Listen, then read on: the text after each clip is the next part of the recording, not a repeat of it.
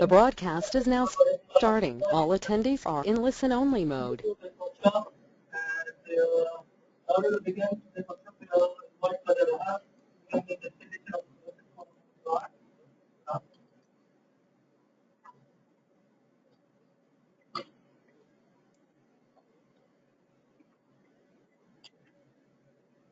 أعوذ بالله من الشيطان الرجيم. أقم الصلاة لدلوك الشمس إلى غسق الليل وقرآن الفجر إن قرآن الفجر كان مشهودا ومن الليل فتهجد به نافلة لك عسى أن يهديك ربك مقاما محمودا وقل رب أدخلني مدخل صدق وأخرجني مخرج صدق واجعل لي من لدنك سلطانا نصيرا وقل جاء الحق وزهق الباطل إن الباطل كان زهوقا وننزل من القرآن ما هو شفاء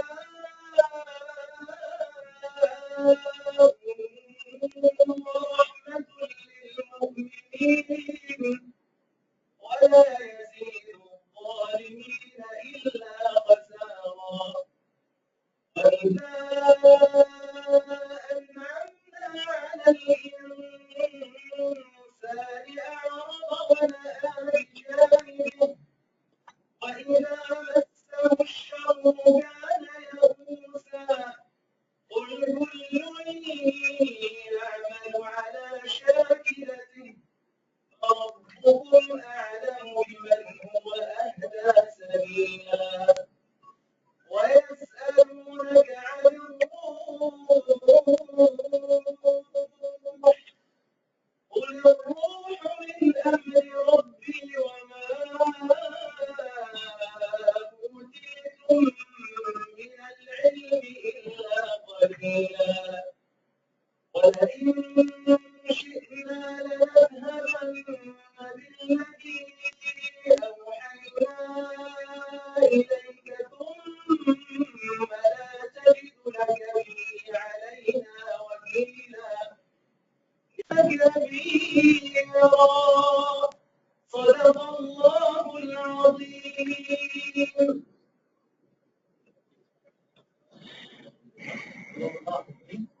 Thank you very much, Brother Ahmad.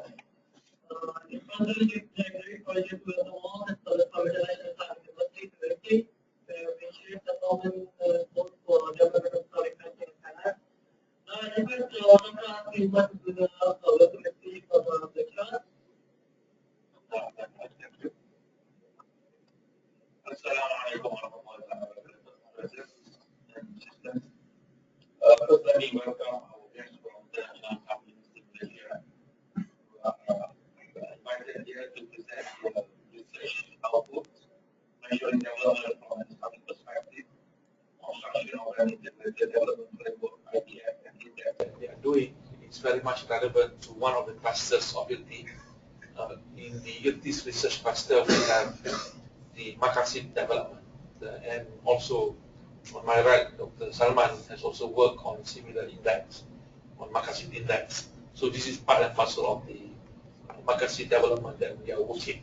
So we are glad that the team from International Islamic University in Malaysia, Dr. Rosita, Dr. Salama, Dr. Aslam, Dr. Mustafa, and Dr. Gafur, a good combination of people from economics, economic development, from Sharia, combining together to work on this particular project.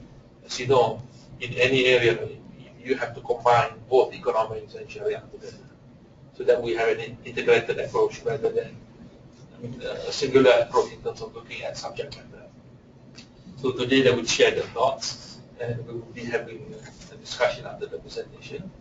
Before we go on, I would like to call upon my colleague, Dr. Salman, to again share his thoughts on this, and then after the presentation, then we will have a discussion. So, Dr. Salman. Welcome to everybody from the UM and from here to IDB. Maqasid Al-Shari'ah Development-Based Index is something which is dear to us, and it's a long project that is going on at the level of IRTI as well as at many institutions. And as Dr. Azmi was just pointed out, that this presentation is also part of the IRTI effort as well, because it is funded by IRTI, although it is necessary to have collaborative effort from all parties. So there is this index that they are going to present, and just to let you know that the process started some time ago independently at different places. But what IRTI did was in April last year we had a Maqasid Al-Shari'ah workshop here, and the second one took place in Jakarta, and the third is going to take place again in Kuala Lumpur at the end of the month. And all efforts that are taking place in various parts of the world to create an index are welcome and will be useful to arrive at something common and synthesize. Maqasid Al-Shari'ah Based Development Index for Visioning Human Development is important because of 4 characteristics that is more comprehensive, first of all. Secondly, it is closer to the dimensions emphasized by Islam. Thirdly, that it assists the policymakers. And fourthly, and very importantly, is that it is easily relatable by Muslim masses, so that they can gauge and they can, for any development activity, and it to be a policy relevant thing, people must be able to understand it in order to act upon it. So these 4 features are very important for any index, and this index as well as many other indices that are being created will be helpful in these directions. So I will not take much time. Let's hear from the team. The team composed of Dr. Radita Muhammad Amin, Dr. Salama Abdullah Yusuf, Dr. Muhammad Asif Harif, Dr. Mustafa Omar, and Dr. Waku Uzaid, all from IIUM, and they have developed a concept. So let's hear from without delay. Thank you.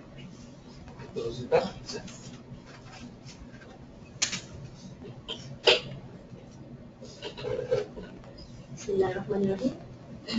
Assalamualaikum warahmatullahi wabarakatuh. Brothers and sisters, first of all, I would like to thank IRTI for especially Dr. Azmi, right, for having us here, inviting us to this workshop to present our research findings, right, and also for funding the project through the course of doing the whole thing. And it's very important for us to acknowledge the persons behind the project. Okay, first of all, our project is entitled Measuring Development from an Islamic Perspective. Slightly modified title from what we have given before, but it's essentially the same thing. Constructing an integrated development framework and index. The framework is called, in short, IDF, and the index, in short, is called the I-DEX. Right, so this is the outline of our presentation. First, I will present the background, objectives, and methodology. This will be followed by an overview of the relevant contemporary works on development, will be presented by Professor Aslam. And then we will move into the construction of the framework itself, right, where the 5 composite components, definitions are extracted from the Quran, Hadith, and Quran, which will be presented by Dr. Rafur. And then Dr. Mustafa will continue discussing on the issues on interpretations of the 5 components from Quran, Hadith, and Quran, and reviewing works applying Maqasid Al-Shari'ah to development. And then he will present operational definitions that we have constructed or developed of 5 Maqasid components in order for us to develop or to construct the index. Next, we will discuss on the construction of the index itself, the I-DEX. This part will be presented by myself and Dr. Salama. So what we'll be doing is that we'll be identifying the dimensions and elements based on the operational definitions that we have come up based on the works of scholars. Right? And finally, I will sum up and discuss on the challenges that we face throughout the course of the project, recommendations, as well as future directions. A little bit on the background of the study. I think someone has, has nicely given the background of the importance of developing an index based on Maqasid Al-Shari'ah. Because development continues to be a major concern in Muslim countries, and while modern economics has made strides in development discourse, we know that Islamic economic scholars have attempted to integrate this area of study with Islamic heritage or the Quran. So in this study, Maqasid Al-Shari'ah is used as a basis for constructing a comprehensive framework to develop what we call an integrated development index. Okay. So this study will addresses the following research questions, 3 research questions. Number 1, how can a new integrated development framework be constructed, utilizing the Islamic heritage, especially works on Maqasid Al-Shari'ah, as well as the relevant contemporary literature on development, and how do we measure it? Right? And what are the components? Second question, what are the components of this integrated development framework, and what are the indicators that can be utilized to track these components? And the third question is that, how would an index based on the integrated development framework be constructed using the indicators identified? So essentially, we base it on a lot of works by the scholars. And so the objectives of the study specifically is to basically review all the relevant sources of knowledge representing the Islamic heritage of the Quran and modern literature on development, and its measurement to demonstrate the need for an integrated development framework and the index or the I-DEX. Secondly, we would like to develop a comprehensive Maqasid-based integrated development framework, and based on this framework, we identify the dimensions, elements, and corresponding indicators for the construction of the I-DEX. Okay, this is the framework of Maqasid Al-Shari'ah that we are adopting for the study. It's based on al-Ghazali's framework, where, as you can see there, it's from Maslahah, the 3 parts there, and necessities, complements, and punishment. Then under necessities, there are 5 preservations under Maqasid Al-Shari'ah, which are preservation of ad-Din, preservation of al-Nafs, preservation of al-Aqd, preservation of al-Nasab, preservation of al-Hifz, right? This preservation. So these are again the 5 components of the Maqasid Al-Shari'ah that will form the basis of our integrated development framework as well as index later on. Right, so based on that framework, this is the method that we have adopted in the construction of our framework and index. Right, so it addresses objective number 1, which is to review all relevant literature in the Quran.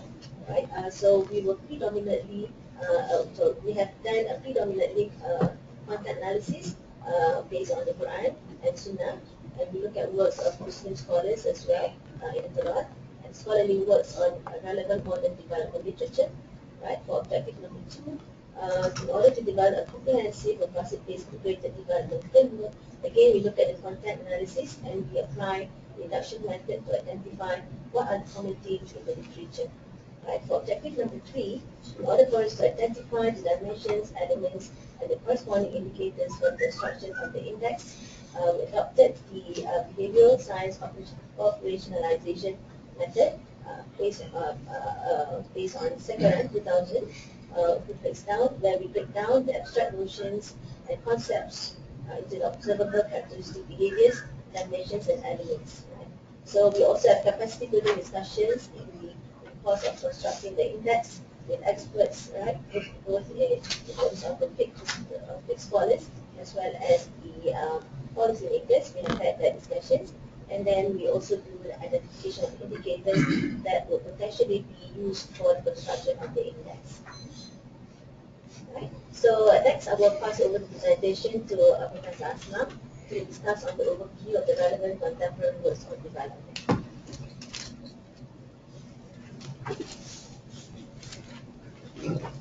Bismillahirrahmanirrahim. Assalamualaikum warahmatullahi wabarakatuh. Firstly, thank all of you for coming. We are really looking forward to getting some feedback from you on how to improve this study that we've done. My job is to actually give a kind of literature background, and for that purpose, it's actually not going to be the main part of the presentation. I'm sure many of you are familiar with the literature, but just a few points to maybe put the third and fourth parts of this study in context. We are all familiar with this idea of development. in the 50s and 60s, very much related to what is termed as the modernization thesis. And this modernization thesis, of course, is also inherently a secularization process. For example, characteristics of progress and development that were being promoted in the 50s and 60s included what Daniel Lerner termed as the diffusion of secular norms and personality transformation, which included the cultivation of a secular mind. So this paradigm of development in the 50s and 60s was one that promoted, among other things, these you could say these aspects of development. But if you look at the experience in the Muslim world, especially from the 70s, 80s, you find that it was not this path that was taken.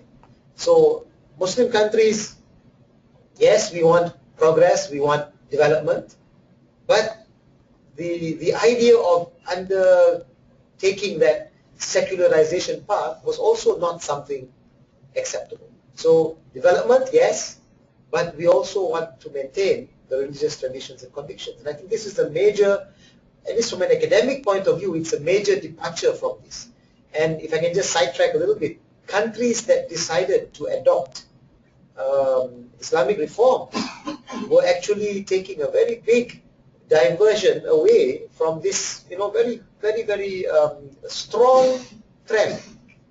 World Bank, IMF, all these multilateral institutions, when they come and they give advice to developing countries, it would be basically this modernization thesis that they were promoting. So it's not an easy process to do. Now, even in the literature written in contemporary development studies, you find that development has taken a much wider connotation, moving away from the strictly economic definitions of growth and development to using multi-dimensional words. And I have just quoted some.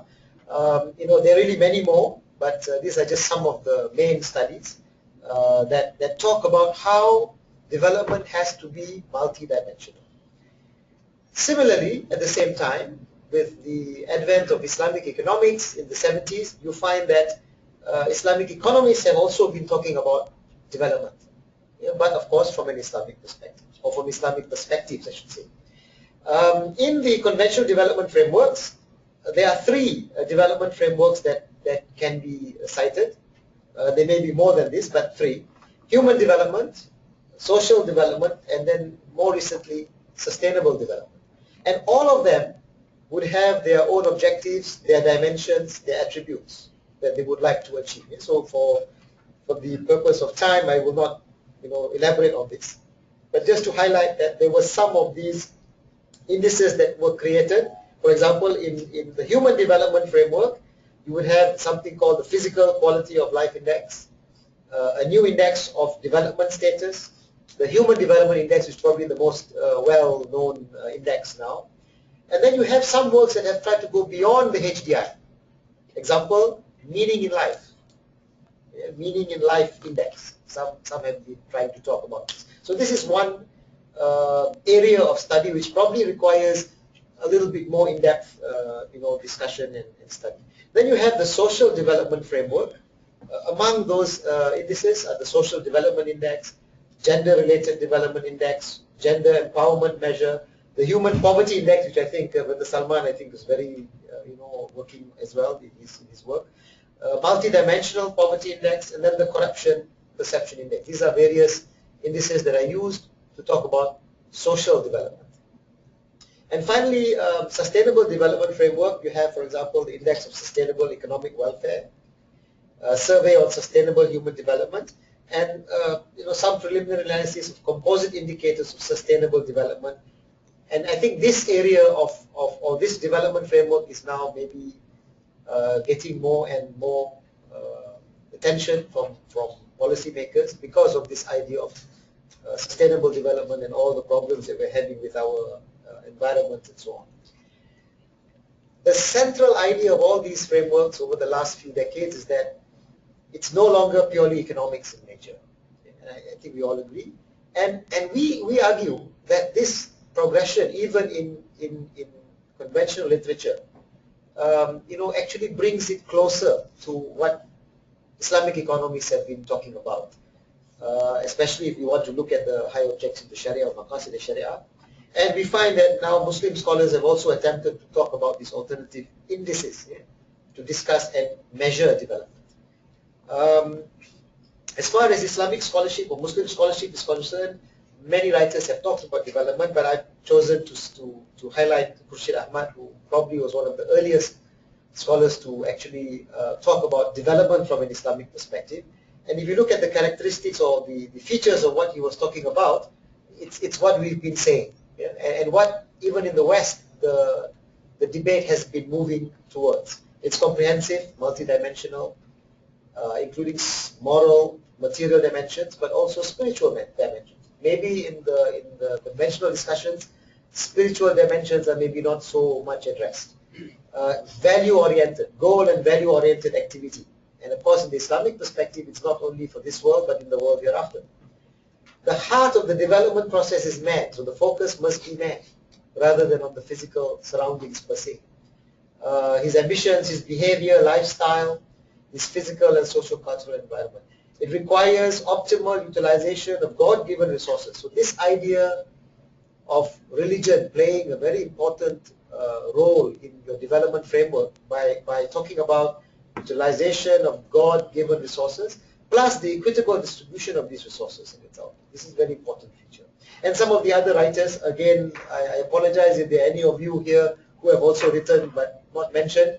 But believe me, in our study, we have done a very extensive search of the materials. Some indices specifically to measure development. Again, there have been quite a number. In fact, one of them that I've not added is our Usam. I'm not sure whether he's here. I don't know him personally. Oh, sorry. Yes, now I know you personally. The name and the face. Right. Thank you very much.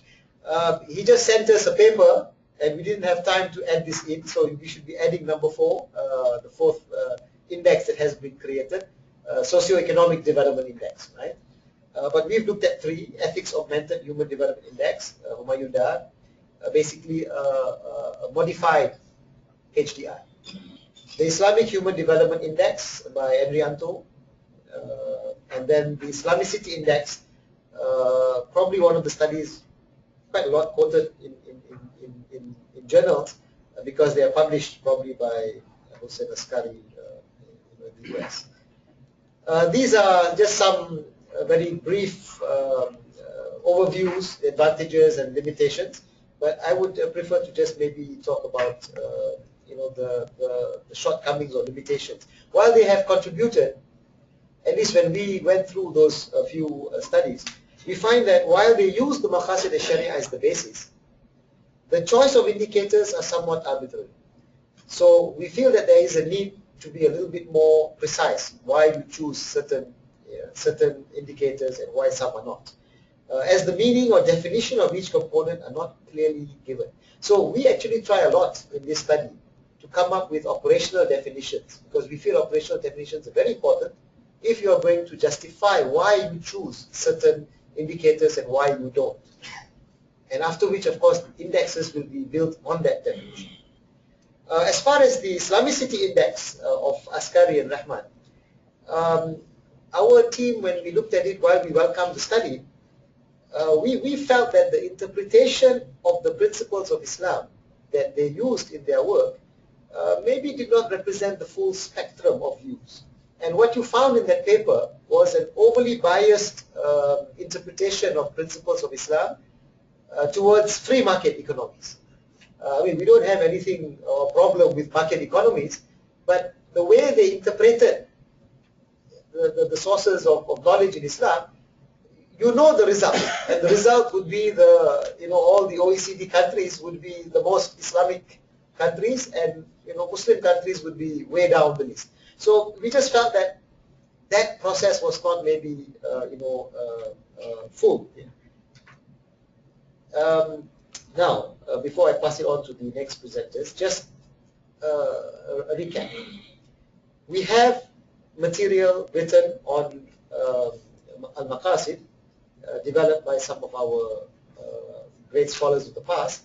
But what we find is that the focus has been on the legal dimension, on the legal dimensions. Current challenge, I think, when you want to develop an index, especially if you are economists or you are social scientists today, is how do you break down these general objectives into more detailed components, elements, indicators that represent this comprehensive development framework. Secondly, then you have to measure development using that comprehensive framework. You need to develop comprehensive index.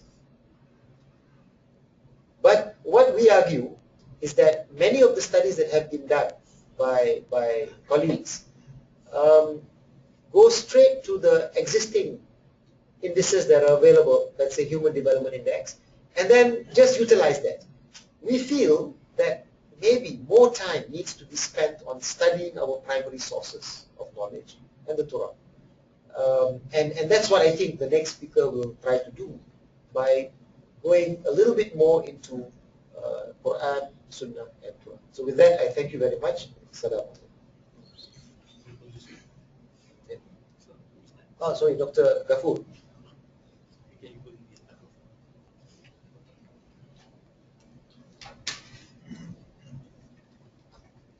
Okay, Assalamu alaikum wa rahmatullahi wa barakatuh.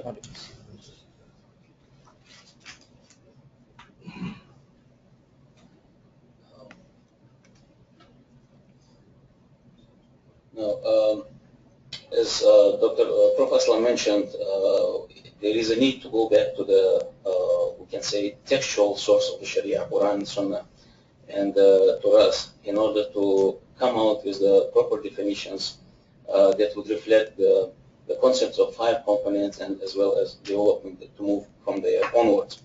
There is there is a need for some clarifications when it comes to differentiating between Quran, Sunnah, and Torah. We know that Quran and Sunnah, they are our textual source of Sharia. And when we say Torah as another additional source that we can rely on for the studying the 5 components of the Sharia, this should be clarified in a way that Torah itself is overlapping with the source of Sharia in a way that Mufassirun, when they provided explanations or tafsir or interpretations for the ayats, they are part of Torah. So in order to understand Quran and Sunnah, we are somehow having the overlapping the textual source of Sharia and what is provided by the interpretation in the tafsir. So with that, the work that has been done by myself and my colleague Dr. Mustafa, we decided to look into the textual source of Sharia and Torah, and to look at the linguistic part of this, namely like, for example, Hifzuddin, the deen, the word deen, how many times it is used, for example, 46 times, and then what are the meanings that can be extracted, the tafasir or mufassirun, how they interpreted the ayats and how many different meanings are given. So we find that mainly, of course, the meaning for the deen is Islam. In the deen and the law, Islam, the only acceptable or the only religion to Allah subhanahu wa ta'ala is Islam. And we also find that some other verses of the Quran talk about other religions, naming it or calling it with the word of deen, so that the deen of Allah or the religion of Allah will prevail over the other religions, not necessarily Judaism and Christianity, but any other that is considered as a religion, but any other than Islam. And the Judgment Day, the Surah Al-Fatiha that we always recite, Maliki Yawm al-Din, the day of Judgment Day. So the word deen is used here to give the meaning of Judgment Day. And the worshipping, of course, وَيَكُونَ الدِّينُ لِلَّهِ, so that the worshipping and obedience is only for Allah subhanahu wa ta'ala. So we find that many diversified meanings are given or can be extracted from just one word of the deen, but mainly it is giving the meaning of Islam. So there is a number of tafasir that we relied on. These are just some of them, the main ones that we provided here. And Sunnah, when it comes to literal meanings of the deen, more or less the same. الدين النصيحة, for example, the hadith of Prophet sallallahu الدين النصيحة, لمن يا رسول الله, and then everybody knows this hadith. This is the sincerity about the deen. So religion is about sincerity, we can say. So more or less the meanings of the words that are used in the big number of hadiths that we check, more or less the same, supporting the meanings of the given by the Quran. So when it comes to Turas, on my side looked at the literal meanings of it. You can find that it is more expanded. So you can see even the word of istadana, to borrow, which comes from the root word of dayana, which has probably no direct meaning with the religion itself. So you see that it is very much expanded in terms of using it in a linguistic way. So the judge, and the ruler, so much diversified meanings, and some others. So we continue with the next one, al-Nafs, for example. It's mentioned a lot in the Quran. This is a very huge number, 268, and in a different context. And of course, the main one is always about the soul, life, the human being, al-Nafs bin-Nafs. So and then we have al-Nafs al-Lawama, the soul that blames itself, and then we have tranquil soul, Nafs al-Mutma'inna. So you can see that very much diversified meanings are given by the Quran. And inna linafsika alayka haqq, and others, the meanings that we find in one of the hadiths of Prophet also gives the meaning. Nafs is about your person, your personality, you as a man, you as a soul. There are certain rights over you that you have to observe. And when it comes to us, again, we find that it's very much diversified. For example, the meaning of nafs in Turas, it's like about jealousy or bad eye. That's what we don't find, for example, in the Quran and Sunnah. So in Turas is very much giving a more expanded meanings. Now, when it comes to aql, you know that how much Quran emphasized on the concept of aql. Even the first ayah that was revealed is, as we know, that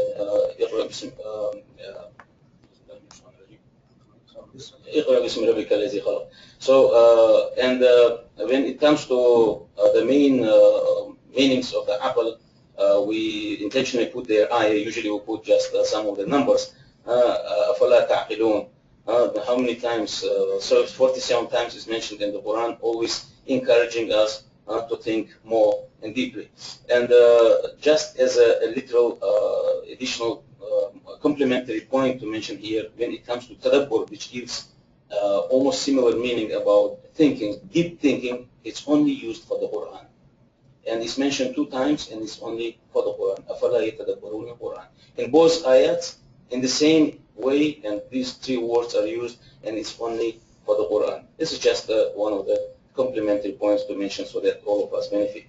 Now, and when it comes to hadith also, رفع القلم عن الثلاثة عن النائم حتى يستيقظ, and so on. And then the last point is about عن المجنون حتى يعقل, and the pen is lifted from the insane person until he becomes sane. So the aql is used there in terms of sanity as well.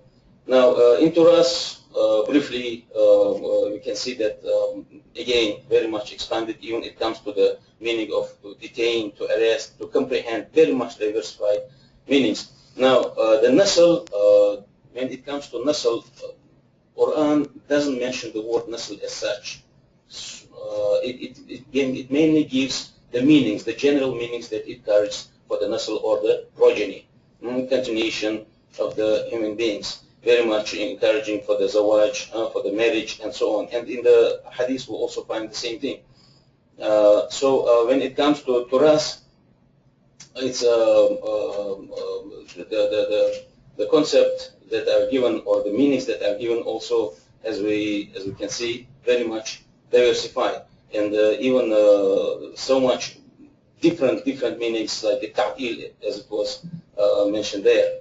Now, when it comes to حفظ المال, the final one, وأنفقوا مما جعلكم مستخلفين فيه, Allah subhanahu wa ta'ala, the main meaning that is given by the Quran is about the mal that is known and generally accepted by everybody. It's about the wealth. But it comes in a way of test sometimes in the Quran. And then sometimes it's to achieve the highest level of the virtue and the source of responsibility when it comes to the husband, for example, providing nafaqah on others, as a father on others.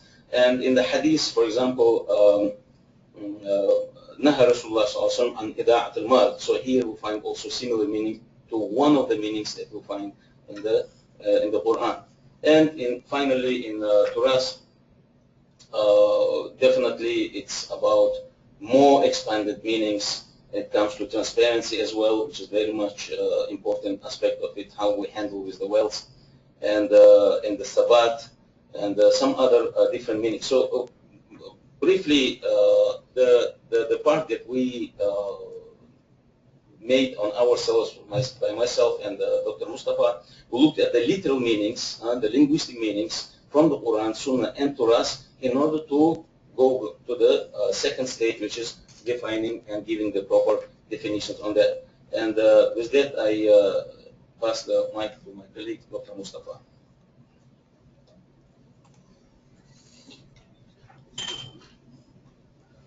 بسم الله الرحمن الرحيم الحمد لله رب العالمين والصلاة والسلام على رسول الله وعلى آله وصحبه أجمعين. السلام عليكم ورحمة الله وبركاته.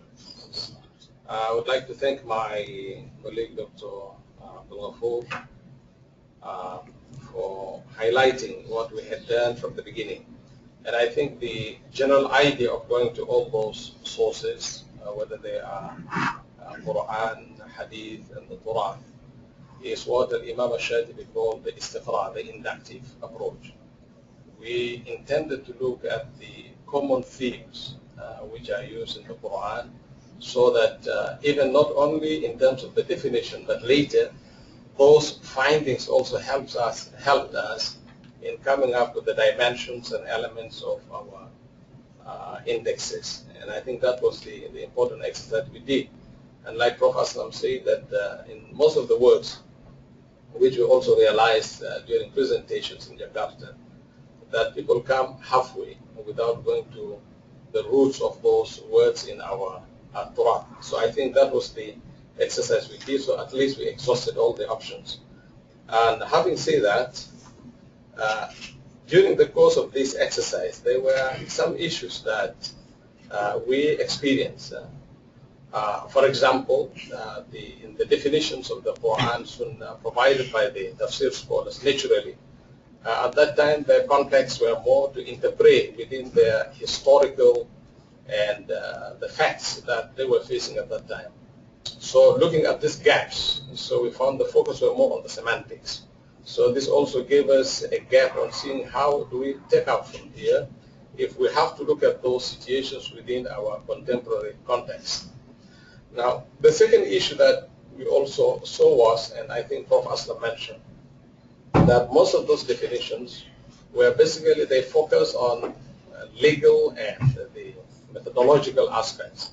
And now, if you are speaking about socio-economic context, and then something talks about legal, and mostly they are taklifi, things that talks about wajib, talks about mandub, mubah. So you find yourself restricted unless you try to create a new ijtihad on how to come up, to make use of these definitions, and at the same time, you create an ijtihad that will allow you to use them in the context that we experience within our index.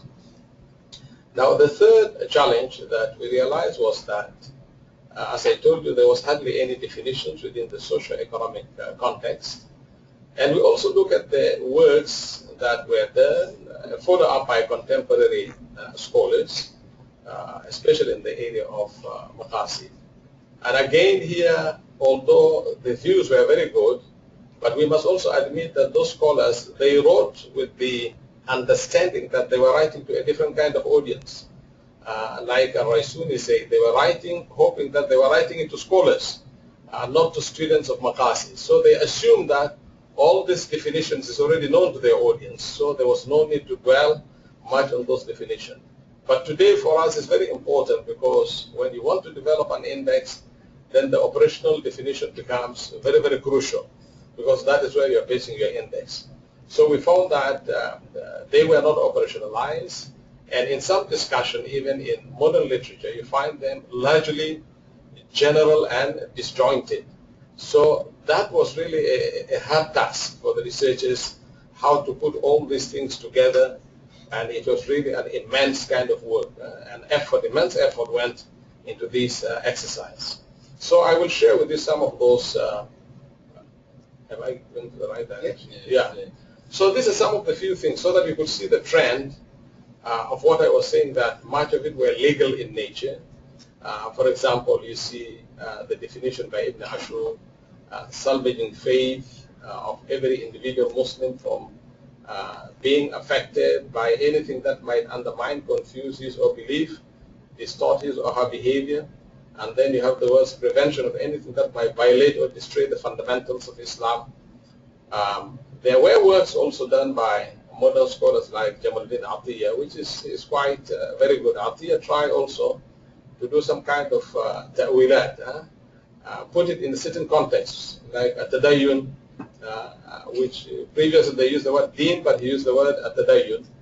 But again, still rotating within the fiqh and the legal context, talking about strengthening aqidah, family preservation. But I must also admit that there was a very tremendous effort on his part to classify those maqasid into 4 realms. And he had given a lot of what he considered as high objective. I think it was a very good contribution. And then we also find works by Chapra, which is also an addition. And you could see a kind of a diversion. Imagine researchers, you're dealing with different sources, and you don't see a natural progression of the discipline, but a kind of a disjointed environment which you have really to put things together. And also you look at the work of Al-Juwayni and Al-Ghazali, again, they were mostly fuqaha and usuliyin. So they talk about preservation of human through the law of retribution. And then, of course, you also have Raisuni in his thesis or work, also more towards legal. For example, establishing life's foundation through legitimacy of procreation. And then you talk about ensuring individual survival through food, etc., and providing clothing. And then when we go to the issue of Hifd al-Nafs again, Chapra, we find some important improvement in this regard. You see a contextual move from the legal to things like dignity, self-respect, justice, spiritual and moral upliftment, security, freedom. And I think also Brother Hussam benefited from some of those work. And then, of course, Hifd al-Aql, again, you could see that direction, that trend. Prohibition of wine, protection of people's mind. And then you find modern scholars talking about Hifd al-Aql in terms of scientific discovery, knowledge. So there is quite a shift in trend between different groups of scholars. And then again, Ibn Ashur here, protection of people's mind from anything that would put them in disorder. Now when we come to Hifd al-Nasl, like Dr. Ghafoor was mentioning, you find also that kind of a trend. Legitimizing marriage, prohibiting adultery, and forbidding emasculation. And then you have Gasula ensuring through marriage, childbirth within the marital bond and proper childhood. So in short, what we are trying to say that if you look at all this trend, right from the 5 Maqasid elements, you could see distinct features in the way scholars address them. The early scholars focus on those semantics and usuli aspect. And later scholars, you don't see them picking up from those definitions. You also find them group which are disjointed based on their own interpretation contextually. So in this work, we try to see a natural link that could move right from the Torah to how we could develop these, what do you call it, these indexes. So without further ado, now I give to my next speaker, who inshallah will be sharing in detail some of those components of the indexes, that through all this exercise, now they will give you the crystal part, how it was crystallized into those components, and later how those components were broken down into dimensions and then elements. I pass over to Professor. Good.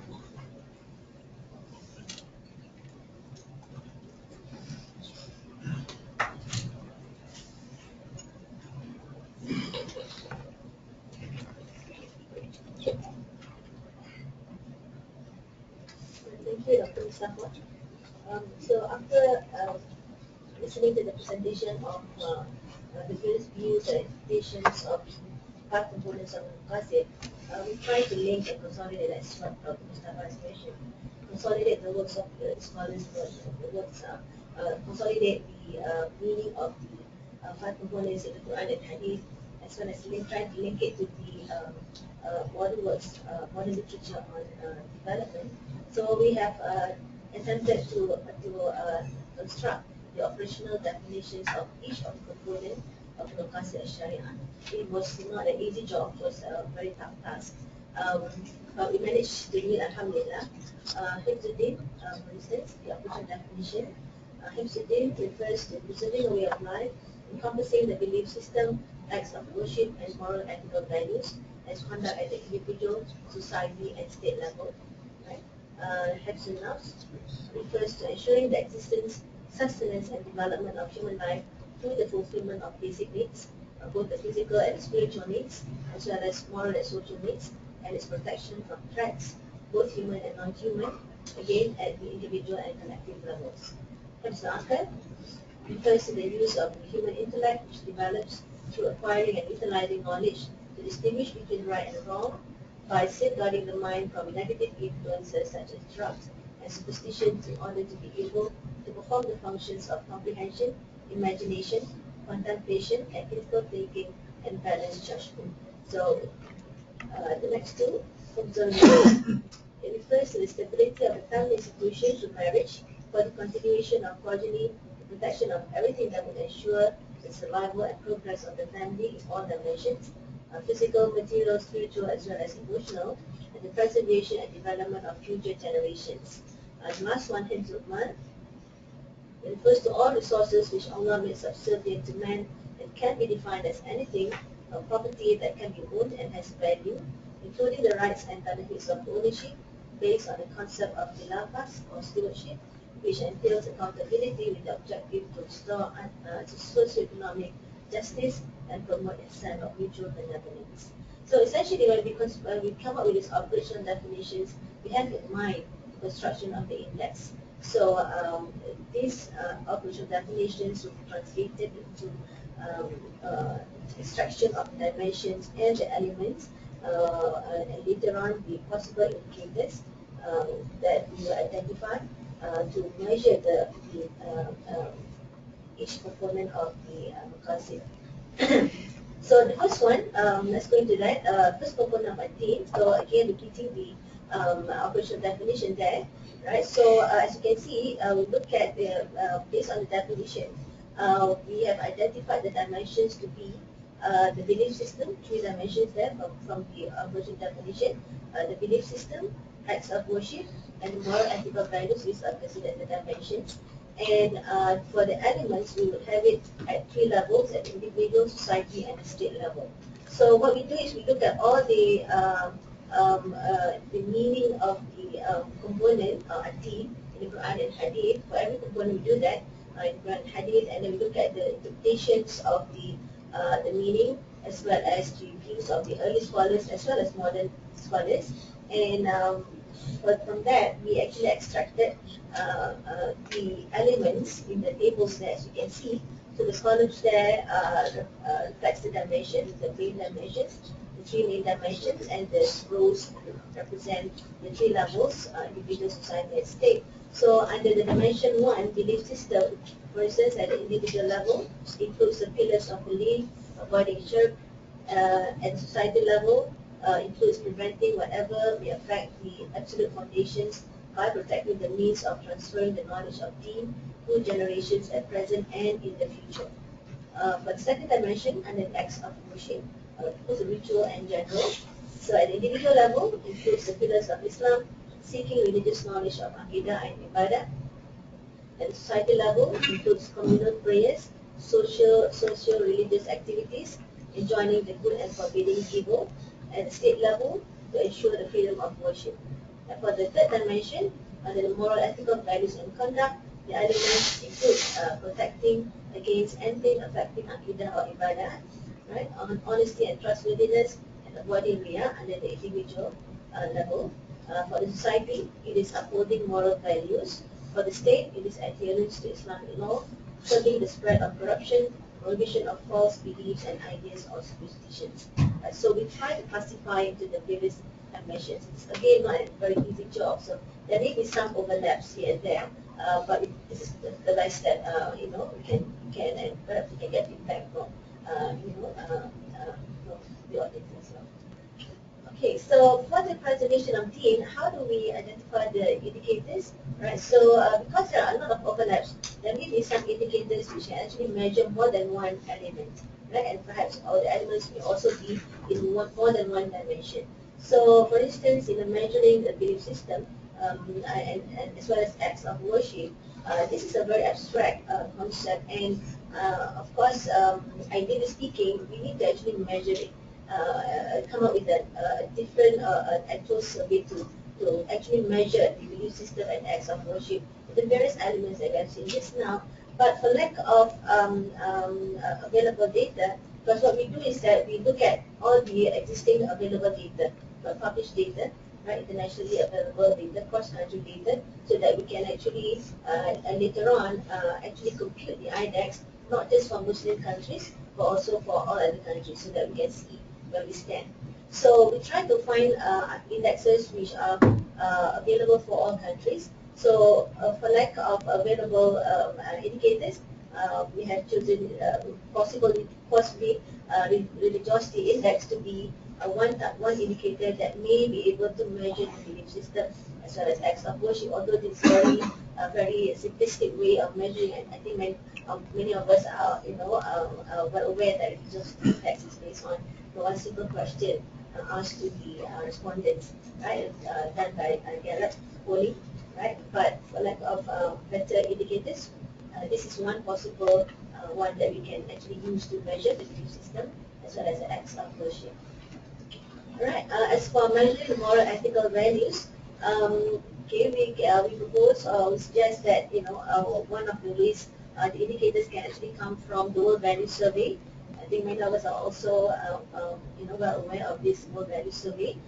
There are items in the survey, for instance, in question P56, questions like, you think most people would try to take advantage of you if they got a chance? Like P24, for instance, would you say that most people can be trusted, but that you need to be careful in dealing with people? All these questions relate to measuring moral and ethical values. So perhaps we can extract some of these indicators in the World Value Survey to measure moral and ethical values, right, in the I-DEX. Right? Other possible indicators include the World Giving Index, right? Also, to reflect the extent of moral and ethical values, we can look at the Crime Index, right, as well as the Corruption Index. Okay, so these are potential indicators. You can see that some are highlighted in red and some are highlighted in yellow or brown. So this, if we to link it back to the elements that we have, so this is the sort of cross-step that is sort of attempted to identify which elements are measured by the indicators. So the religiosity index perhaps can cover some of the brown ones, and then the World Value Survey indicators can cover the red ones. And of course, there are some, the black ones remain black, right? So these are items or elements which, there is no existing indicators that can accurately measure those elements. So this is perhaps another, avenue or some future directions where we can actually propose to actually collect, data for to suit our purpose. right, to come up with a fully comprehensive and integrated index. For the second component, al-Nafs, for instance, so again, looking at the operational definition, right, we can actually identify the dimension, right, into a physical and spiritual dimensions, right, because this in terms of the basic needs, both in the physical and spiritual aspects, as well as the moral and social needs, right. So again, we look at it from the three levels: individuals, society, and state level. In physical needs, for instance, the physical dimension at the individual level includes fulfillment of human, physical, and biological needs. This is, I think, everyone knows that this must be there.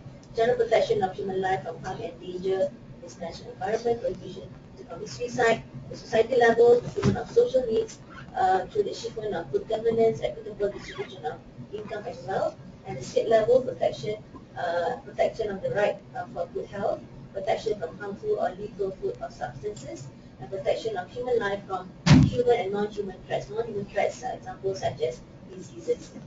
The second dimension is spiritual needs. At the individual level, includes the fulfillment of the spiritual or psychological needs through the moral and spiritual upliftment, as well as khushu or submission and contemplation during prayers. At the society level, fulfillment of social needs through the achievement of brotherhood, social equality, gender equity, and family and social solidarity. At the state level, will be the fulfillment of intellectual needs through education, protection of human rights, respect for human life, protection of human dignity, as well as political democracy. Now, what are the indicators that can actually be used, possibly potentially be used to measure the physical needs? One is the poverty index, right? And then, of course, the multidimensional poverty index, Dr. Salman is well versed with that, right? Crime index, right? And good governance, and of course, life expectancy at birth, longevity, that also much important, to measure the physical well-being, physical needs. In terms of measuring the spiritual needs, these are some of the potential indicators.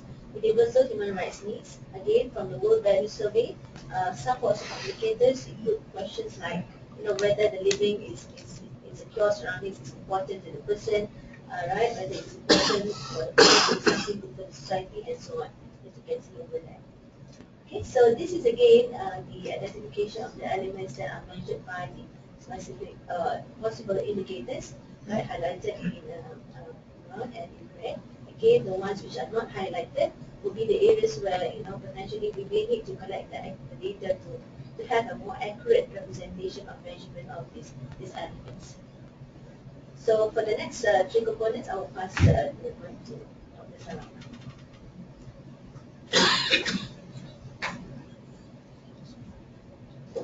Okay, Assalamualaikum. Thank you very much, Prof. Lusta. I will be covering the last three of the components. The al-Aqal, as what has been mentioned before, is to use the human intellect to acquire and utilize knowledge to distinguish between right and wrong, and safeguarding the mind from negative influences such as drugs and superstitions, and also to perform functions of comprehension, imagination, contemplation, and critical thinking and balanced judgment. So basically, we have, for this particular component, there are two dimensions: the development of human intellect and safeguarding of the mind. So again, we look at these three levels: the individual, the society, as well as the state. So from here, the ones that you see written there, these are the elements that we have based on what we have looked at the Quran, as well as the Sunnah and the Torah. So, perhaps I don't have to go through all these things. You can read, what is given on the slide. Again, as what Prof. Rosita has said, when we have listed all these elements, we try to look at what existing indicators are there. And these indicators must be, again, where the data is available for many countries, and also which are, to some extent, acceptable to all parties, something which is credible. So, for instance, at the individual level, for human intellect, acquiring and utilizing knowledge, comprehensive thinking, and so on, so we need to figure out, what indicators will be suitable to cover these particular elements. We found one indicator, the Knowledge Economy Index by the World Bank. This indicator takes into account whether the environment is conducive for knowledge to be used effectively for economic development. So it covers basically 4 pillars: the economic incentive and institutional regime, the education and human resources, the innovation system, and ICT. So a little bit more explanation on the 4 pillars. So for pillar 1, it looks at the tariff and non-tariff barriers, the regulatory equality and rule of law. And the second one looks at the adult literacy rate and the enrollment rate for secondary and tertiary enrollment. And for the third one, the telephones, computers, and internet usage. And the fourth one looks at royalty payments and receipt, technical journal articles, patents, and basically patents. So based on this, and the other one on safeguarding the mind from negative influences, these are a little bit easier because there are quite a number of indicators for this in terms of prevalence of cigarette smoking, current smoking of cigarettes, alcohol consumption, and drug usage. So this is a little bit more flexible in terms of the indicators that are available. So from these indicators, we think that the KEI, Knowledge Economy Indicator, will cover some parts of the development of human intellect, and the other indicators will be safeguarding of the mind. So you can see that there's a lot more of the black things that are not covered, which means that we cannot find yet the indicators that are currently available to be able to measure these particular elements. In terms of the al-Nafs, which refers to the stability of family institution through marriage for the continuation of progeny and the protection of everything that would ensure the survival and progress of the family in all dimensions, physical, material, spiritual, and emotional, and the preservation and development of future generations. So we have these 2 dimensions, stability of the family as well as the continuation of progeny. And so what is listed there would be the elements, for instance, at the individual level, the chastity and lowering of gaze, marriage education. At the society level, social norms on ease or encouraging marriage. For the state, we have effective marriage and family laws, education and family education. For the continuation of progeny, at the society level, it will be discouraging divorce or prohibition, or its prohibition, and punishment of adultery and qazaf. So in terms of the indicators, what we found that may be suitable, one is the singular mean age at marriage, divorces and crude divorce rates. This data is available from 2009 and to 2013, and there's also contraceptive prevalence rate, mortality rate. There's data on illegitimate birth, but we found that this is only for 1998. And there's also the suicide rates. So these indicators will be able to cover what is highlighted in red, and there are others where the indicators that I have mentioned would not cover yet. In terms of mal, mal refers to all resources which Allah made subservient to man, and this would be anything that can be owned, that has value, including the rights and benefits of ownership based on the concept of khilafah, and it entails accountability with the objective to restore socio-economic justice and promote ihsan.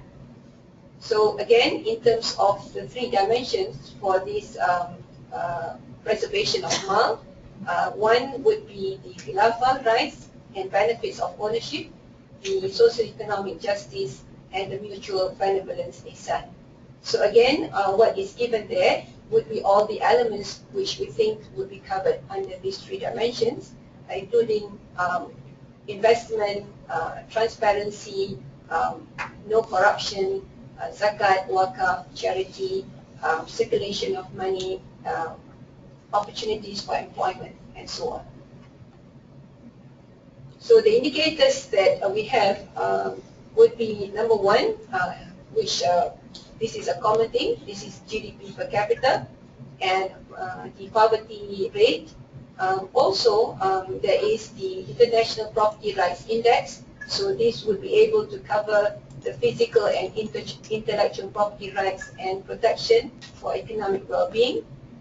There's also an index called the Index of Economic Freedom, IEF, and this would cover the economic environment which government typically exercise for policy control, like the rule of law, government size, regulatory efficiency, and market openness.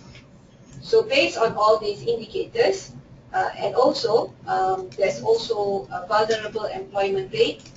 These would measure the lack of decent employment. There's also paid employment to population ratio. This would measure whether there are decent work available for people. And the Gini index will measure the extent of inequality, and also the World Giving Index score to look at the charity part. Right, so again, when we look at these elements, the ones that are covered by the indexes mentioned would be given in red. So there are also elements that cover zakat and wakaf, which data is currently not available for comparison across countries. So the next one, Prof. Zita will wrap up talking about the challenges, recommendations, and future direction.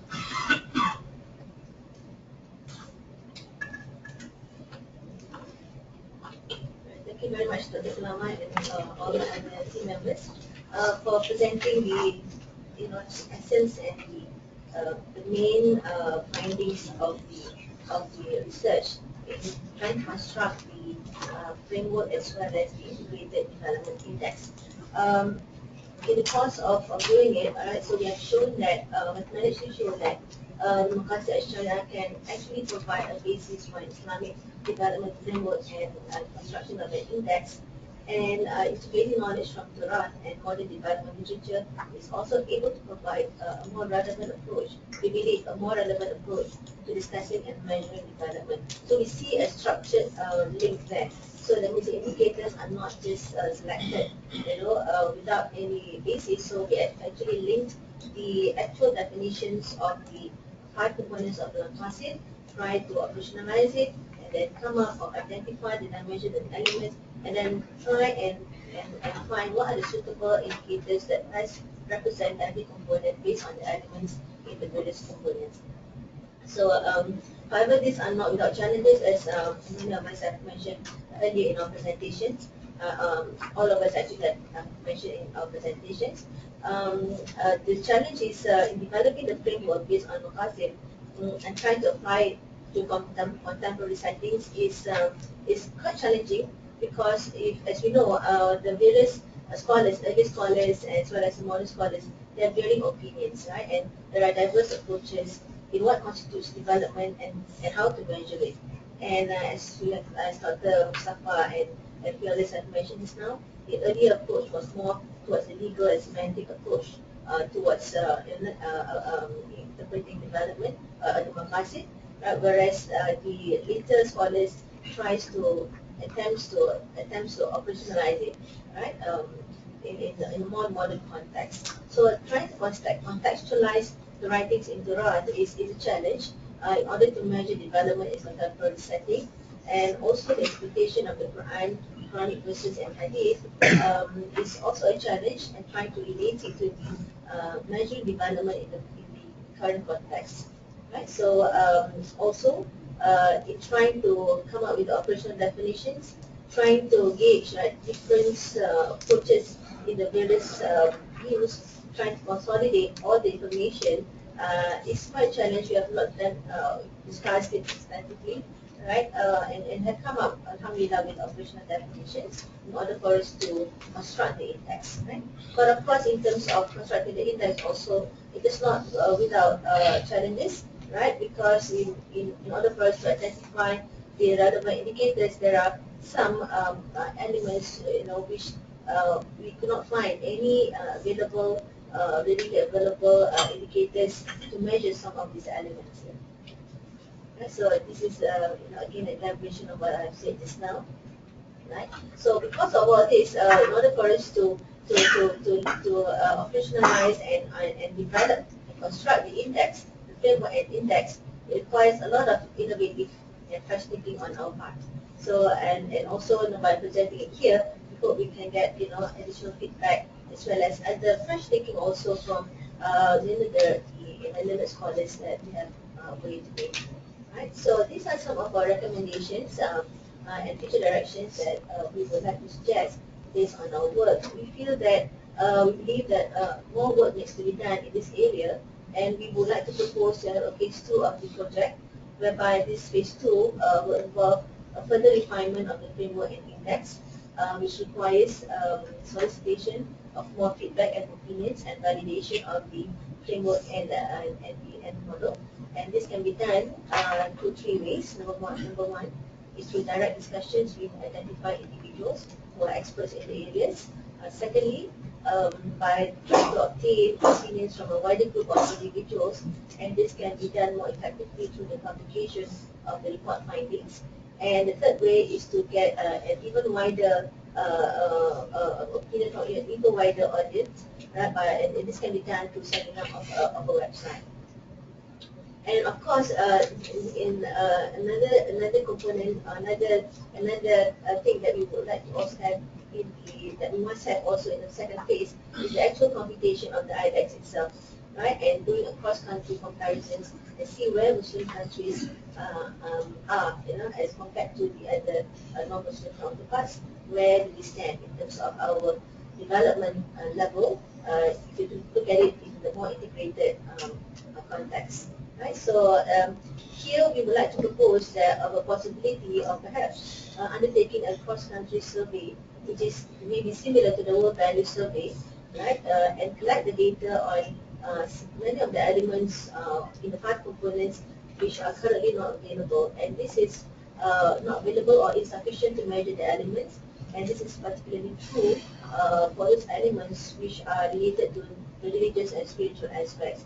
And this is also acknowledged by many of the contemporary, even Western scholars who wants to do or wants to construct a holistic index, but they acknowledge the spiritual element there, but the constraint is always the measurement of the spiritual component.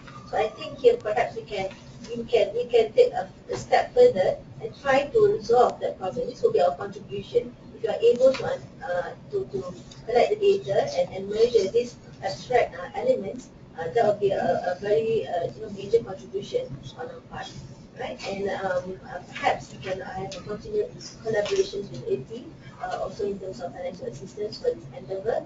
And we are thinking along the line of perhaps AT and also maybe the Center of Islamic Economics in IUM can collaborate and compute this index on a regular basis, similar to what the Oxford Poverty and Human Development initiative has taken over, right, where they actually measured the multidimensional poverty index. I think if we as an institution, perhaps working together with the IIM, may actually come up with this different index, perhaps integrated development index, to measure, to be able to measure the level of development in a more holistic and integrated manner.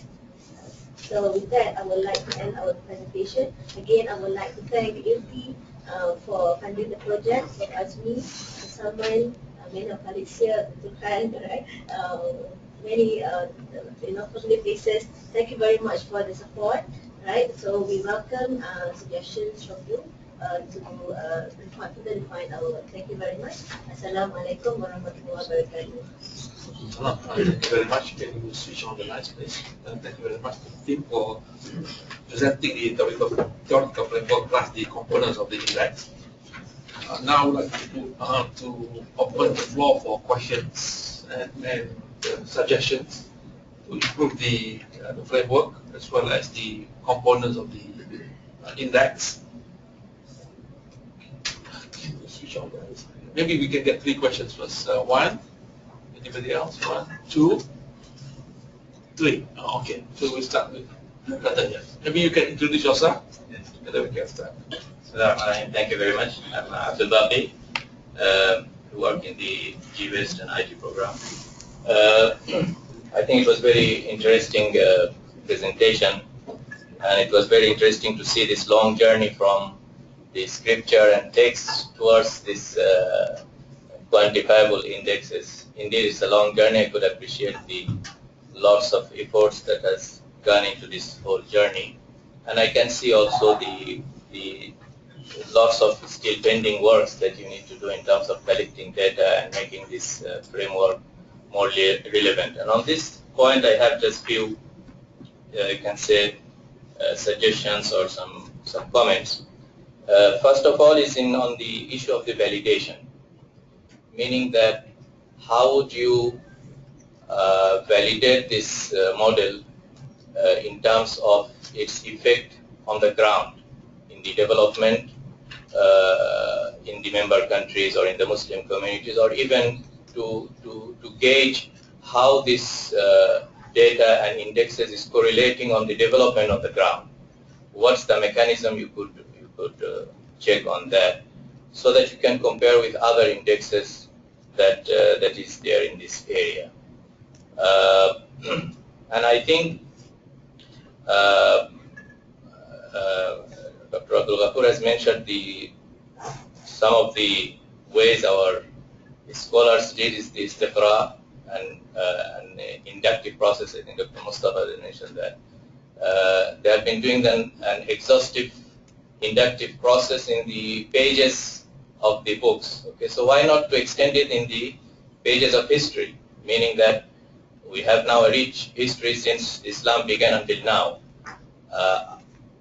Can you at any point of time check those indexes on status of a certain century when Islam was going up and down on various stages, when they were winning battles or losing countries and things like this? Maybe this is a good ground where you could gauge the status of a community in terms of their index of religiosity or their adherence to Islam and things like this.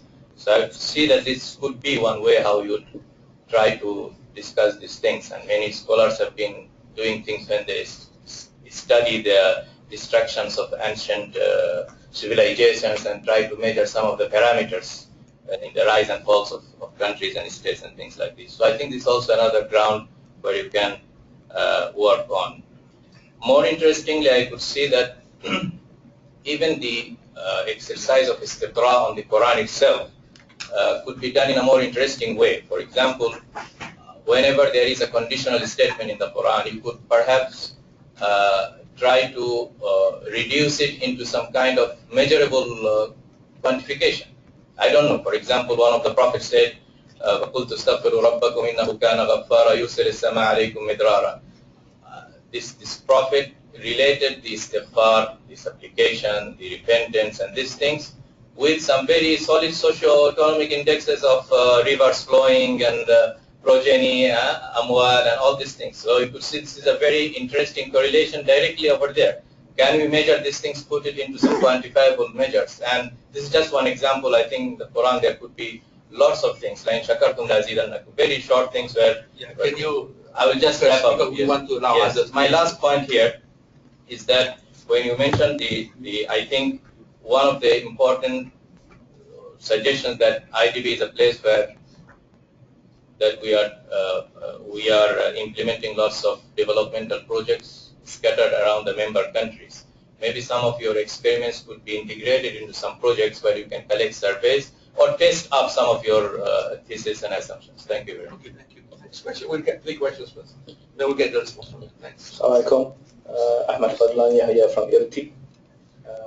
One question from me would be, I noticed from the indices of all, especially on the state provisions, I can only identify only one, which is protection of al-Nafs, where I can discover an allocation of legal provision to punish or to have a penalty, legal penalty for those who commit adultery.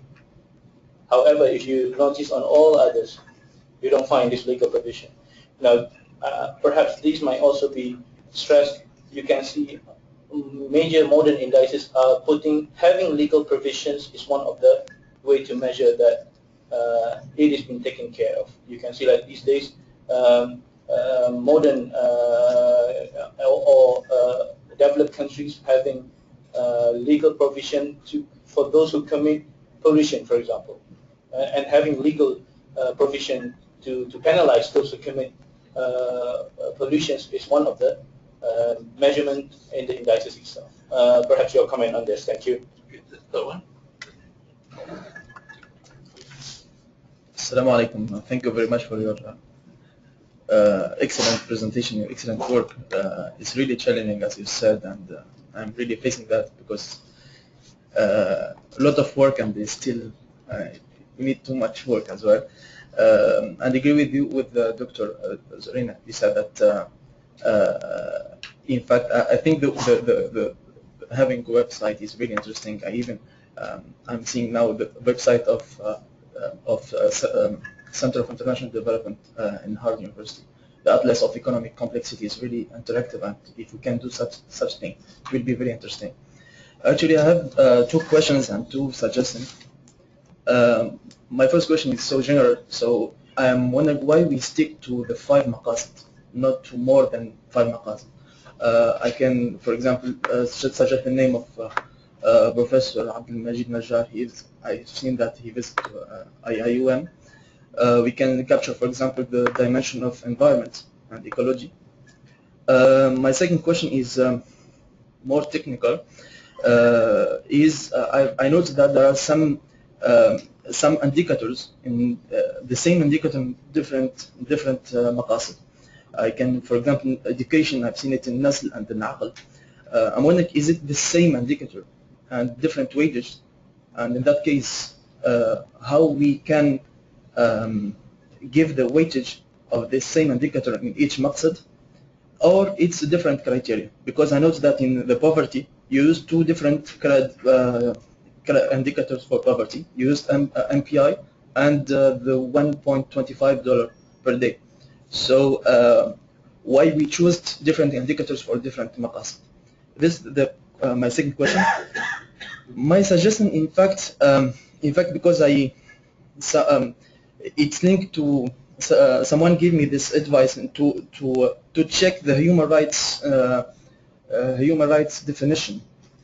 Is it really the human rights definition of in Islam? So in that case, can we adapt the human rights index that you used to the Islamic values?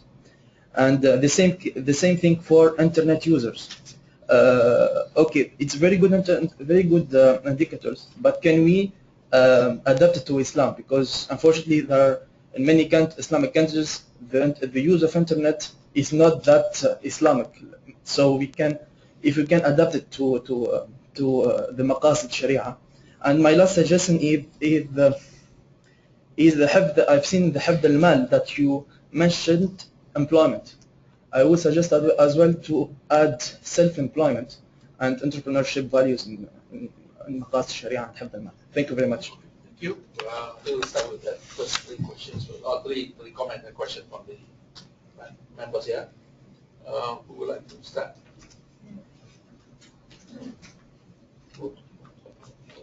Thank you very much for all the questions. I think I will address some of the questions. There are 5 of us here, so the ones that I'm not addressing, my colleagues will be addressing, inshallah.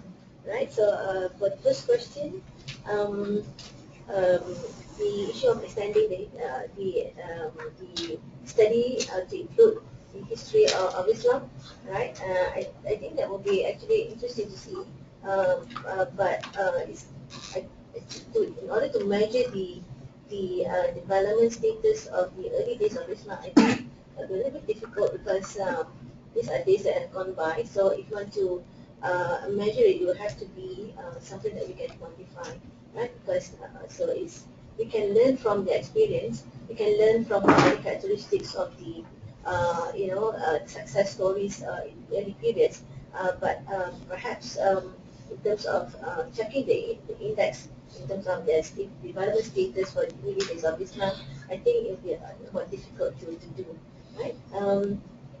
In terms of the the controversies on development, I will leave it to the fixed scholars to answer that. Although I do think that it is an interesting, I think, a suggestion which perhaps we may want to consider to also look at, right, and define the index, right? And for the second question from Mazin Fazlin, right? So yeah, I think that's a very interesting observation in terms of the legal provisions. So yeah, I think we will. These are based on the works that what we have reviewed. But yes, we will look again, and I think it is a valid comment whereby perhaps there should also be legal provisions for the state level elements that can actually be incorporated into computation of the index, right? And for the third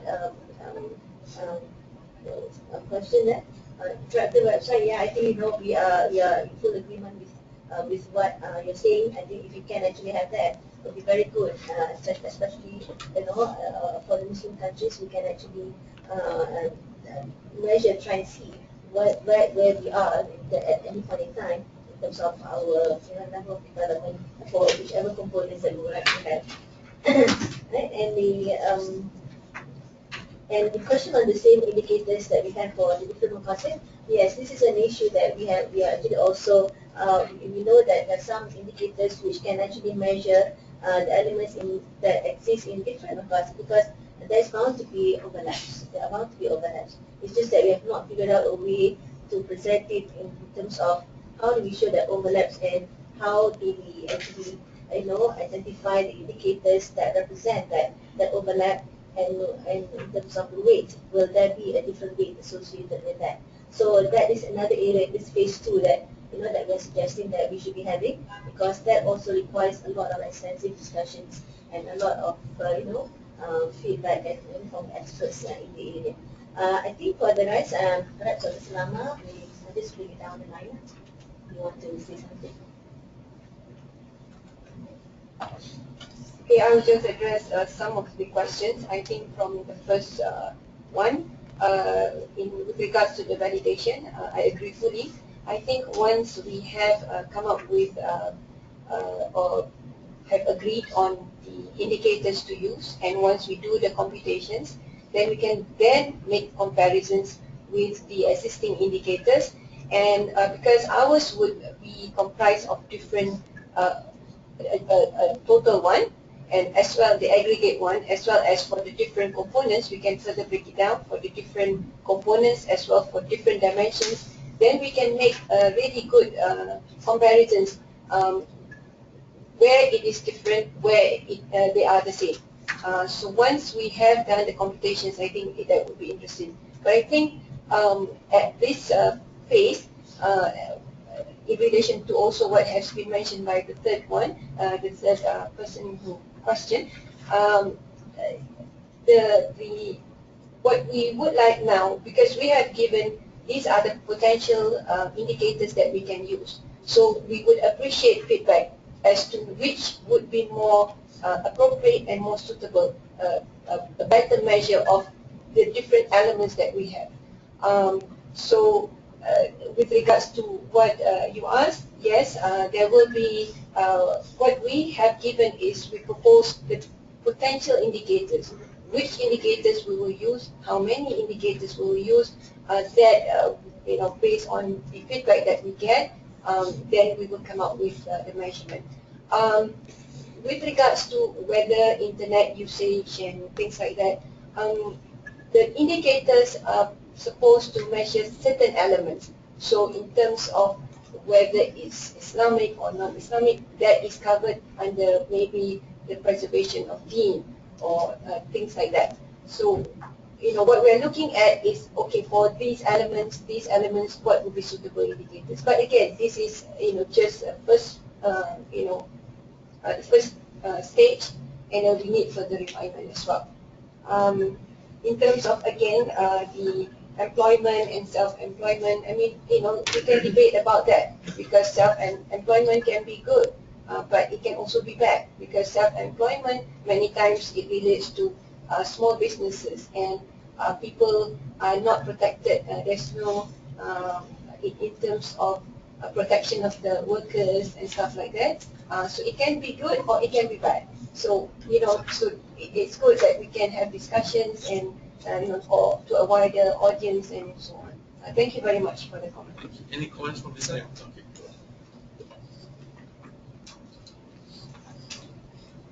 Oh, sorry. The other thing about from the first speaker in terms of the use of surveys that currently IRTI are involved, I think that would be good because, cooperation and collaboration so that we don't duplicate things. And if we already have the necessary networks, we should make full use of it. Thank you very much for the suggestion. Okay. Bismillahirrahmanirrahim. I must thank all the people who asked the question. I think they're very valuable and the suggestions are very valuable. I just have few comments, particularly the interesting issue raised by Abdul Bati about looking at the Quranic verses on conditional statements. Of course, you quoted this Surah An-Nur, the problem here will come the control variable, because what is it that is really making you have that risk? Is it?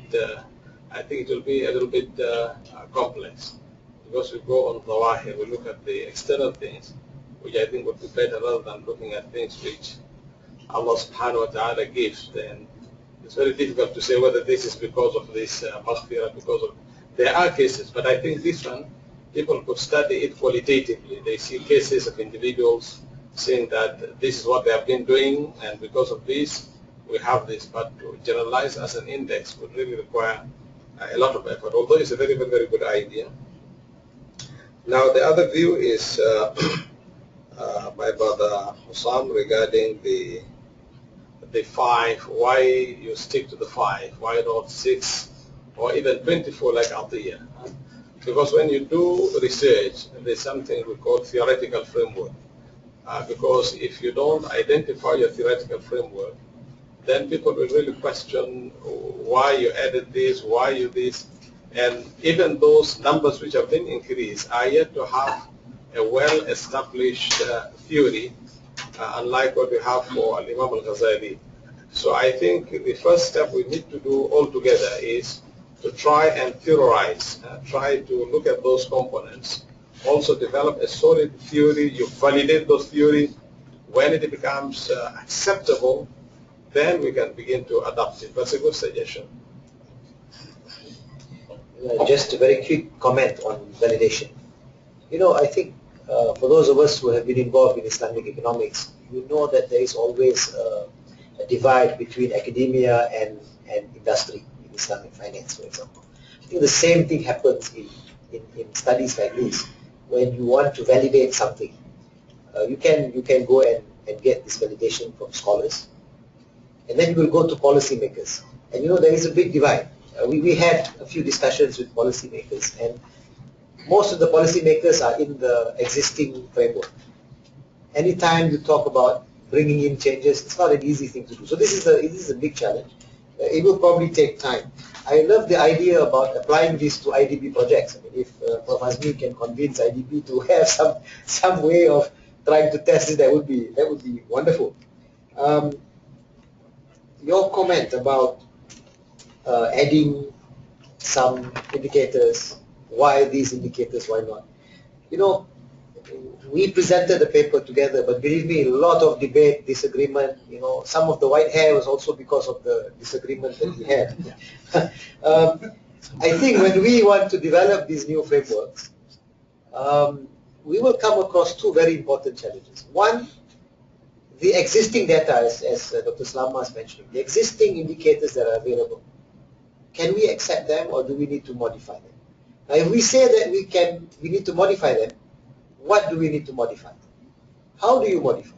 Right? So this is one major, I think, issue that needs to be addressed. And secondly, for areas that don't have the data, we have to find the data. We have to start collecting the data, right? Because maybe in previous studies, they didn't consider it important, but now we think it's important. So we should start collecting the data. And as our policymaker that we had discussion with, he says, you want to add a variable, no problem. 1 million ringgit per variable for them to find this new data that you want to get. So we will probably have to do this. For those items that we feel are important, but the data is not available, we will need to start collecting, and maybe in 15, 20 years time, there will be enough data for there to be good studies done. Okay, thank you. Maybe we have 2 questions. Yes.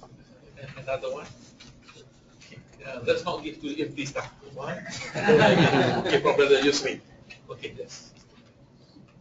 Thank you very much. Thank you. By way of introduction, my name is Maqasid Al-Shari'ah, and I'm from the Department for International Development, so one of the OECD DAC donors that you were referring to. I found this fascinating, very interesting, illuminating, and really some groundbreaking work being done, which I appreciate very much, and particularly giving us direction towards better development. But when I look at my own organization, the direction I get is very clear. Overall, we have an objective that says poverty reduction. It is, in legal terms now, DFID money cannot be used for anything else other than for poverty reduction. And then we have the means of achieving poverty reduction, which are human development, social, all of the parameters that you presented there. And that is what I would really appreciate. I know you have a lot of work forthcoming, is to work towards some simple indicators or overall objective for Islamic development, whether or not you do get it, so that it provides direction, not only for what it is, but how to do it better. It's the how to do it better that I would really appreciate. One more just small comment, and that is the interpretation of al-mal. I know you interpret it as wealth, and very much in terms of wealth, personal wealth, etc. And I'm looking at it as global wealth and the responsibility we as humans have towards the word stewardship that you used, which was very good, really. And our responsibility as stewards of the global wealth, which then takes us into the domain of reducing pollution, I think it was mentioned, but the whole climate change, sustainable development, in other words, just that one. Thank you. Brother Yusri. Bismillahirrahmanirrahim. My name is Yusri Yusuf from Trust Money Fund, basically managing donors money for fragile state countries. I have one question regarding the, I believe I must say that the most challenging part would be to come up with the very universal so-called operational definition for the framework. I think that's the most challenging part, because we know that to have a very, very universal definition, it will take many dimensions. As mentioned, as I gathered from one presenter, they mentioned about some of the existing framework actually it relies to certain audience, so it's not really universal from the beginning. So I believe for this exercise to identify our audience is very, very important. So in this regard, if we can have something to focus on our MC's countries first, which consists of many composition in terms of their state. We have a few percentage of pure poor and fragile countries. We have, I think, less percentage for developing countries, which I think we need to consider all this percentage, so that at the end of the day, this framework really target one audience, at least for MC countries first. Thank you. Thank you very much. We get any of you who wants to respond? Microphone. Okay. Perhaps for the first one, in terms of what is our target, I think what is more important is for us now, because we're not there yet, because we don't have the indicators. We are trying to look at what is development and how do we measure development. So once we have that, once we measure it, then we know where certain country is lacking, where it is behind, where it, so if it is for certain country is more on the mild side, or where it is more on the akal side, then we can have certain targets. But yes, I do agree, finally that would be what we want. But before, we have certain targets, we have to know first where a country is at what level. And the other thing is, in terms of the definition of wealth, when we came out with the operational definition of it, as what has been mentioned or presented, we base it as to what it meant in the Quran, in the Sunnah, and in the Torah. Whether we can expand it to include a wider scope, whether it should be under the definition of wealth, or it should be under perhaps self, or perhaps family, progeny, and so on. So that can be explored further. But yes, I do agree with you that we need to also incorporate as to what are the current concerns now. And thank you very much for that. Firstly, welcome to Dr. Chapra, our teacher. We mentioned your works a few times in the presentation. Thank you very much for coming. Just a quick response to the Yusri. This coming up of this universal, operational indicator, you are right, it's going to be very difficult. But I would have thought that, and this is why I think doing the study with IRTI is very important, because our focus should be for Muslim countries, as you mentioned. But there's also going to be a lot of problems trying to get even Muslim countries to sometimes adopt what they're going to do. Not because they don't want to do it, but it's not easy to just drop what you are currently using and use something else. So I think it has to be a parallel approach. You'll probably need to try and develop some kind of index with data that is already available, maybe make some modifications for the preliminary stage. At the same time, collect this data that is not available, that you feel is important, and have both running parallel. At one time, maybe in the future, you could then merge it. Once you've established yourself and you've shown that it does have some policy relevance, and it does, it's able to measure development in a more effective way, then you will convince them. So that would be a very big challenge. Of course, you face it very well. Okay, thank you. Before we end, I would like to request Dr. Salman to say a few words on his work on Maqasid Al-Shari'ah Index for socio-economic growth. Thank you very much. I will be commenting on the work that is it is a good developmental start that previously people were trying to create indices, but now we have tried to go systematically by looking at what is available already and then proceeding. But what is essential and which is necessary in this sector is to be very clear about what is the objective.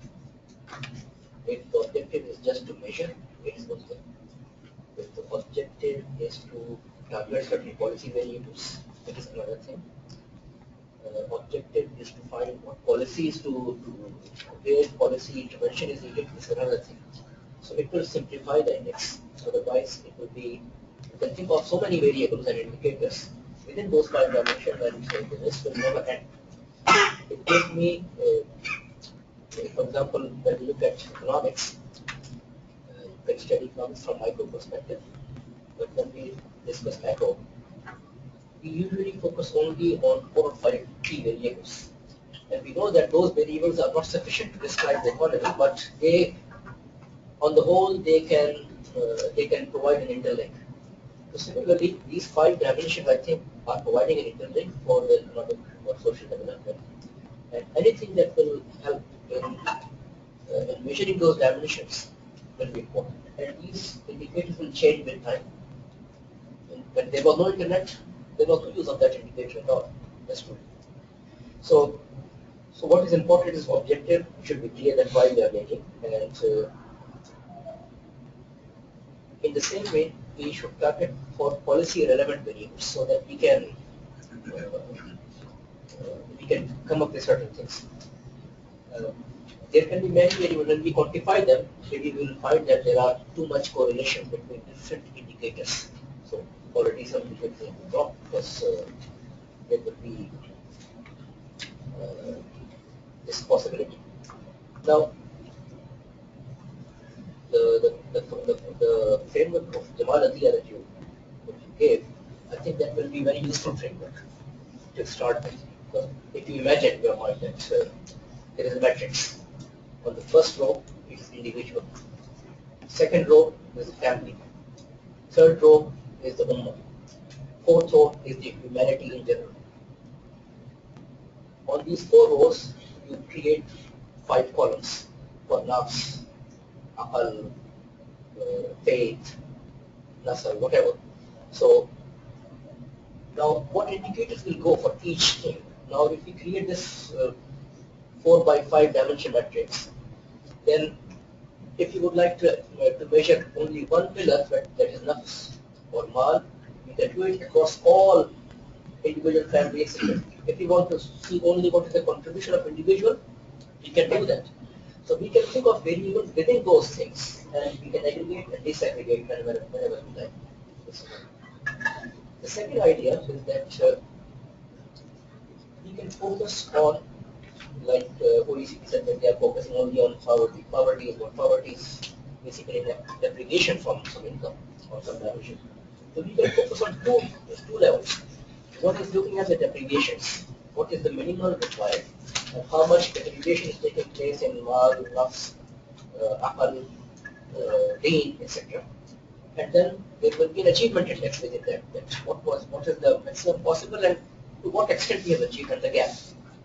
So these 2 ways we can measure development as well as deprivations. So those who would like to target deprivations, they can target. Those who would like to policymakers where it is needed for achievements, this is possible. And main thing is to reduce the number of indicators. We can keep, more we think, we can keep on adding more and more. The difficulty is to reduce. Thank you. I would not spend the time. Already past 11. So again, as usual, let us show our appreciation to the 5 speakers. Again, thank you very much for spending your time this morning with us. Assalamualaikum warahmatullahi wabarakatuh.